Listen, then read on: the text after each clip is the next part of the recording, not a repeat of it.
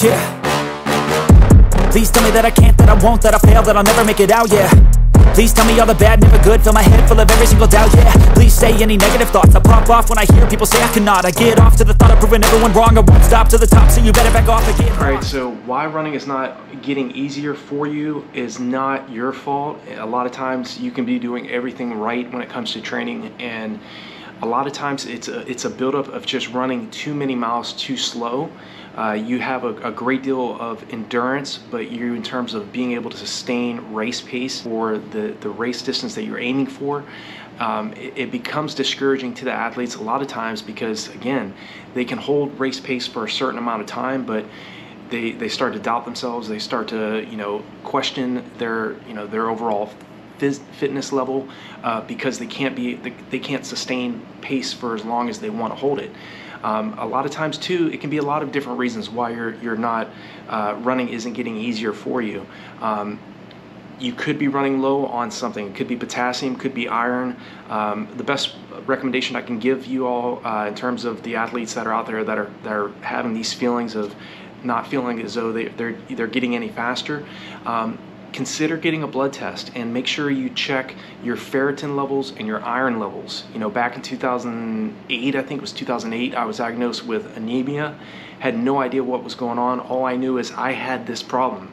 I wasn't getting any faster, and I wasn't, and the running, the workouts that I was doing weren't getting necessarily any easier either.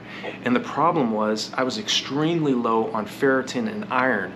If you run low on these, on iron or ferritin is a component of iron, but if you run low on iron, your body's ability to transport, at least your cells' ability to transport oxygen throughout your body, is minimized. You're not, you know, you can have a great deal of motivation, but it's going to be very, very hard for your muscles to function at optimal levels. And that ATP, adenosine triphosphate, if you look up ATP, it's basically muscular contraction and being able to clear lactic acid faster than it's building up. ATP is very important for energy transportation, energy production in the body. And if we run low on iron, again, your workouts will not be up to the level you're aiming at. Your races and your race times will not be where you want them to be. And so you have to focus, again, running is more than just doing physical workouts. It's doing mental rehearsal, training mentally.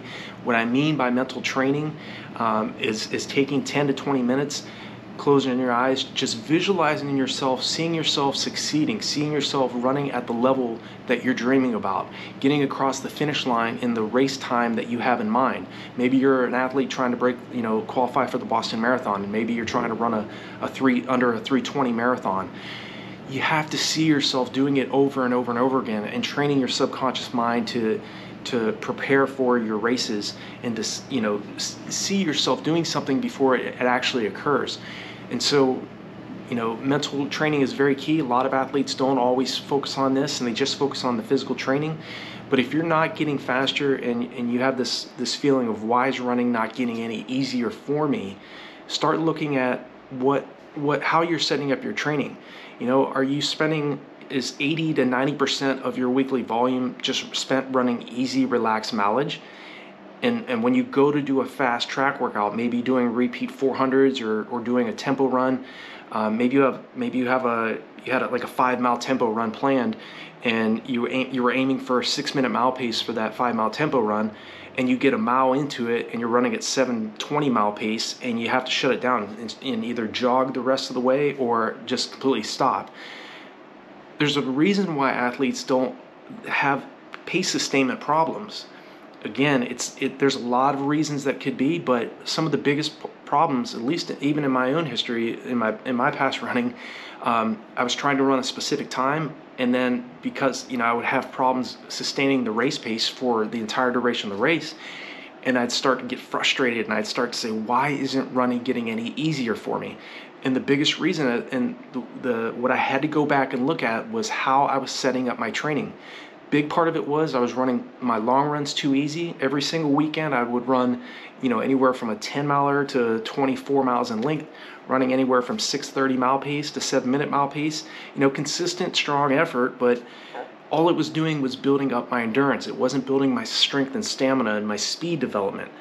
So if you're trying to run a specific time, or you're trying to run fast over whatever distance you're going for, you have to start spending a higher percentage of your weekly volume, preferably around 30 to 40% of your weekly volume, training closer to your goal race pace. If you're not doing that, running isn't going to get any easier. I mean, running in terms of running slow is not going to be, it shouldn't be too hard for you. Just about any of us can go out and jog a few feet, a few miles, you know, or a few minutes.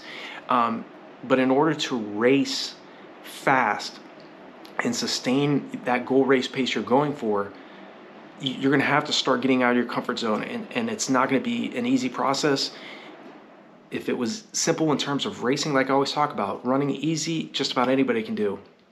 But running fast over your chosen distance, that is an art form, and it's going to take time, effort, and patience on your part in order to do that. But if running isn't getting any easier for you, you know, obviously there's other options. Take some time away from the sport. Stressing over a race or some type of goal that you have, again, you want to make sure that you don't lose enthusiasm for what you're doing. If you're starting to feel that way and you're starting to feel depressed and fatigued and tired, take a week off. You're not going to lose any fitness taking 1 week off from running. You will start to lose some fitness after taking 1 week off. Especially if you take 2 weeks off, you're going to lose some fitness, but you can always gain it back quickly. So one of the best ways to recharge and regroup is just, again, getting away from the sport, allowing yourself to relax, you know, read some books, spend some time with family, travel, and get away from the hard training. I know how monotonous it can be, and being out, you know, getting out and doing the same, you know, the same mileage, the same types of workouts. Also, another tip here is to start, again, like I said, start changing up the way you do things. If in the past you've always focused on, you know, building long runs, doing your long runs, you know, steady and long and slow, because you want to build your endurance, of course, that's very important. You want to always alternate a long run, an easy long run, but you also want to follow the next week followed by a more challenging type of long run. You know, I just made a video that I uploaded on Monday. Check that video out for the athletes that are out there trying to break the 2:55 marathon. I go in specifics about the types of long runs you want to be thinking about doing. Now, your goal might not be to run 2:55 your goal might not be to run under 2 hours and 25 minutes. But you do want to consider changing up how you're setting up your long runs. Start thinking about varied pace long runs. Again, if you start doing this, if you start implementing these small changes and start doing this over a consistent basis, running is going to become much, much easier for you in terms of your overall fitness, but also you're going to be much more prepared to sustain race pace for a longer period of time. And that takes your body's ability, you know, it takes VO2 max training, that, you know, speed development training, doing long runs, recovery runs, focusing on recovery so that you can adapt to the stresses you're placing on your body. But if you do all of these types of strategies and you start mixing in mental training, rehearsing, and seeing yourself on a routine basis, on a daily basis over several weeks, several months, running is going to become much more easier.